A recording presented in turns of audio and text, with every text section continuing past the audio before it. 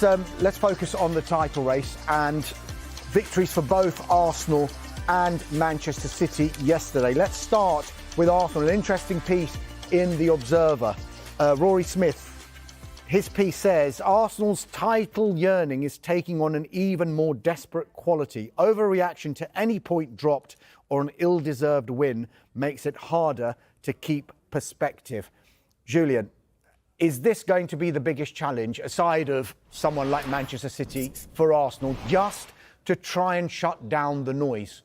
Yeah, in a way, I think so. But I don't think this is a problem. I don't think this is unusual to start with. I'm not sure it's a problem. Of course, you're going to be a bit nervous because they want to win this title so badly. They came so close. It's been a very long time since Arsenal haven't won the title. They have the best squad in the league. They have a world-class manager. They have some really good leaders. The atmosphere is great at the Emirates for most of the games. They created something very special at the club, so it's the time now. So, of course, because of that, because of those expectations, the pressure is on you. Everybody says you're the favourite because you're the best. Everybody tips you to win it. So it comes with pressure, for sure. So sometimes that pressure, you deal with it in a different way than maybe City and Guardiola, who surely more used to it, have won more, all of that, I guess. But then you see the game against Everton and that performance where they were, for the first time in 6 weeks, not leading the league.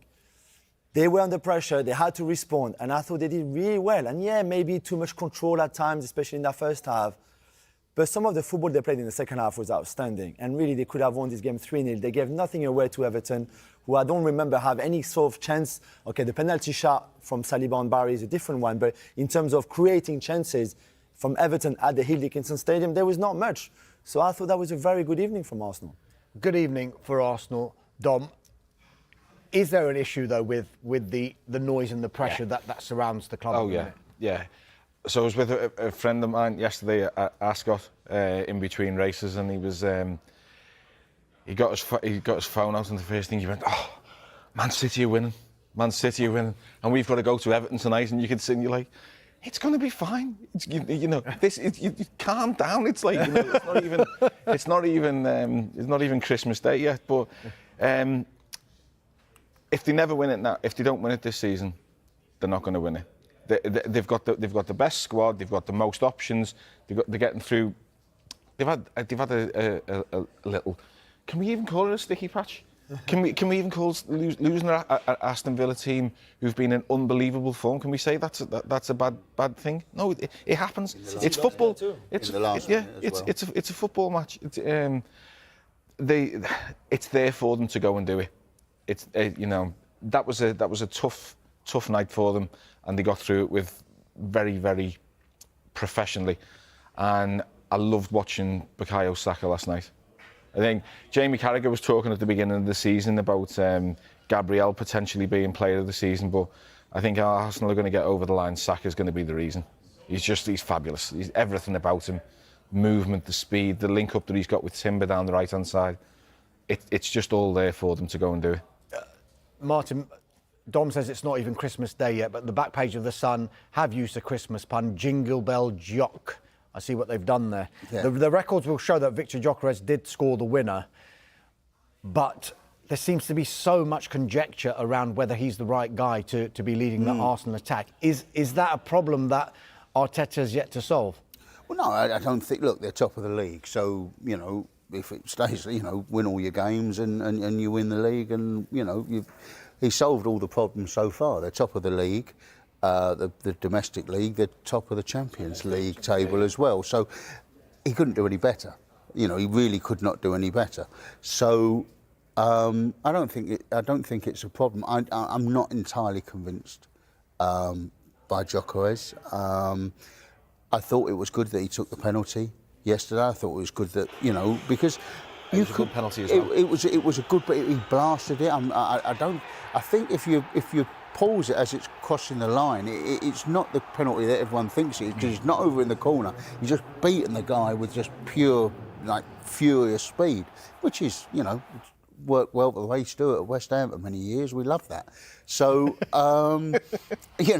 so I'm not knocking that, but I just think that I don't think he's a striker in Ekitike's class, for instance, and I don't think he's a striker in Erling Haaland's class. So I think with Arsenal, it is the collective. It is about the squad. It is about this incredible squad depth. If you think about the injuries they've had at the back, they would have killed a lesser team. I mean, they had injuries comparable to that season where Liverpool lost all of their centre halves. Can you? And it killed Liverpool because they just did not have the strength and depth that Arsenal have got. So it should be their season. Julian, let me put this to you then. Mikel Merino's had successful stints in that number 9 position. Gabriel Jesus is back after, 10, 11 months out. Kai Havertz still to come back. And, of course, Viktor Gyokeres, who's starting for Arsenal at the moment. Who does start when everyone is fit then? For me, it depends a lot on the opposition. I think there are games like yesterday where Gyokeres is the perfect guy. And you saw yesterday more service to him when he makes the runs that he's always made. But this Arsenal team has been built for the last 3 years without a traditional number 9. So when you play with Havertz as a 9 or Gabriel Jesus or Merino, it's not the same when you play with Gyokeres as a 9 because he's going to run the channel, he's going to make all those runs and the ball is not going to come because that's not how Arsenal play. However, they're working on this and yesterday there's a great ball from Saliba in the first half into space for Gyokeres. It's a good first touch and then Tarkowski comes and makes a very good tackle. In Portugal, Gyokeres would have scored that for Sporting. This is a better level. The defenders are much better than anything he had faced before in Portugal or in the Championship, even when he played for Coventry. So this is a bit better. But there's games where Merino or Havertz or Gabriel Jesus will be better suited for that kind of game, like against Wolves, for example.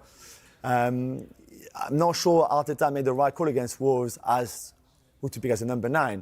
I thought yesterday he did. There'll be other games where Havertz will be better for that opposition. And other games where you need that physicality from Gyokeres, the runs from Gyokeres, the fact that he hustles, he presses really well. There's a lot of other things that he does really well than scoring. 7 goals so far at end of December with the injuries that he had, no pre-season. It's probably not a bad return from him. I'm surprised you didn't go Havertz straight away. I just know I say that because to me, Havertz is the one that he trusts more than anyone, and I think. I know he doesn't. You wouldn't class him as a prolific scorer, but in terms of the football that he plays and the talent that he's got, I would have thought he would be the auto. I think if it gets down to the business end, he'll start the brunt of the games. Havertz. Maybe. I think, but the one thing I do agree with Dom about as well is that this is their moment, and it is so important to take that moment. To that having come back from the finale of the Formula One season, Lando Norris, that was all about like this is your moment. This might not come again. Max Verstappen. No one is saying that Max Verstappen is an inferior driver to Lando Norris. Everyone knows who the best driver is. So it was about Lando Norris taking that moment, taking what might be.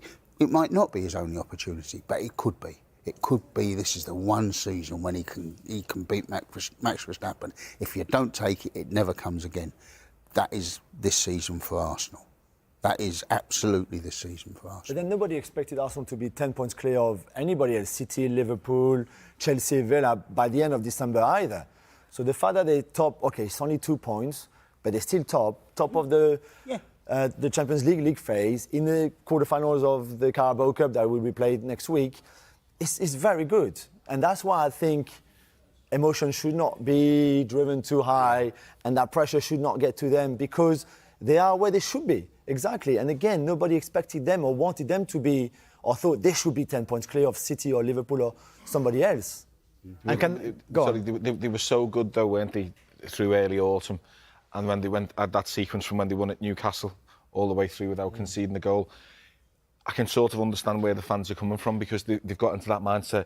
We've got to win every game. We've got to win every game to get it. We just want it done. And the closer when pressure starts to apply, it does funny things to you. I'm sure, Julian, Mikel Arteta, if someone had offered him 2 points clear at this stage of the 100%. Season, having been to Anfield, having been to Chelsea, having been to Manchester United, having been to Villa Park, to Newcastle, and having been to Newcastle, they've taken it. Absolutely, and the second half of the season they will have to go to the Etihad, of course, for example, and they will have to go to Spurs, who came to the Emirates. So they will be tricky games, plus the Champions League, plus everything else. But I think right now they are where they wanted to be, that's for sure. The team that is chasing them, of course, is Manchester City. And in the Sunday Telegraph, they go with Guardiola's title warning. Now, this isn't a warning to Arsenal. This is actually a warning to his own team. He says that City's manager says players can forget about winning the Premier League unless they improve on the West Ham United victory. And Paul Hurst in the Sunday Times follows up on that. He says, he quotes Guardiola, "I said to the players, Merry Christmas to everyone, but will not be enough if we don't improve." You got the impression that even though City performed reasonably well, the manager had sensed that some of his players were getting a little carried away with all the title talk after 7 straight wins. Martin, is this... What did you make of Gyokeres' all-round performance, Jamie? He did OK. It's a struggle for him at the moment. I think he's finding it hard up there. That's his 5th goal this season. He doesn't look... For whatever reason, and it shouldn't be the case because he's been in the English leagues before, it looks like he's really struggling with the physicality of it, because he's a very big guy. I very rarely see him win a duel one-on-one when I thought he could have physically overpowered people. In terms of his finesse and touch and bringing people into play, not good enough. He's finding it tough. He needs a little bit of confidence.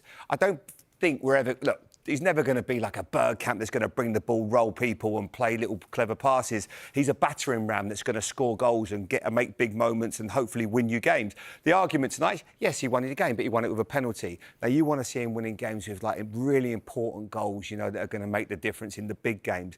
At the moment, he's done OK. I don't think you could say anything more than that. Daniel, you're a centre-forward, it's your domain. What would you say? I agree. He's not done a hell of a lot to make you feel like, yes, I'm convinced he's the long-term answer. I think right now where the team are at, his style, does it fit what they're doing? Yes, because he stretches the game, he makes different runs in behind. But I do feel that the way they play with goal-scoring wingers, Saka's a goal-scoring winger, Trossard's a goal-scoring winger, you do need maybe someone different in there at times, because he needs to be fed. He needs to be that focal point. He needs to be the main man. People feeding him to score goals and giving him chances. He doesn't shoot often.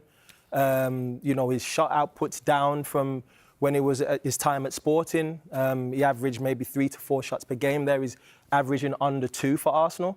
So we're talking about a guy who, at the end of the day, if you want to get the best out of a player who's centre forward scoring 30-plus goals a season, we look at someone like Erling Haaland. He's had 54 shots this season, maybe more now after the game. You're looking at a guy in Gyokeres, who I think has only had 17 prior to tonight. So all in all, yes, he's had some injuries and things, but I think his type of striker, you need to play for them. It can't be, we're going to get 10 goals from here, 7 from there, 9 from there. He needs to be the focal point. When he was at Sporting, obviously they played under Amorim, they played 3 at the back, 2 wing-backs. So I would have imagined he'd have been getting a lot more service with right footers, like playing the ball into space so he can maybe come onto it. Obviously, it's a slightly different proposition at Arsenal because Saka wants to get it back onto his left foot, chop it back, or Martinelli or Trossard. Do you think that can make a difference sometimes for forward, that he doesn't perhaps get the service? Yeah, I mean, the service, again, it's... If you're the striker going into an environment where a team's had success, which Arsenal have, they've not lifted the Premier League, but they've been knocking on the door time and time again. The answer on the outside from ourselves was potentially it's a goal-scoring centre-forward, but you then have to change as a team in order to let this player fit into what you're doing. So if I look at Arsenal now and I look at the wingers, you could say, OK, Eze, he's not a goal-driven winger. He's a assist guy. He's a guy who's going to advance the ball forward. So in turn, you would imagine that he could build chemistry. Saka, of course, is an all-round brilliant player, but the point I'm trying to make is, with strikers like that, the service has to be for them. It can make you more one-dimensional, which I don't think is what Arsenal want to do. You see the plethora of ways which they can score goals, which is why I think they're so good.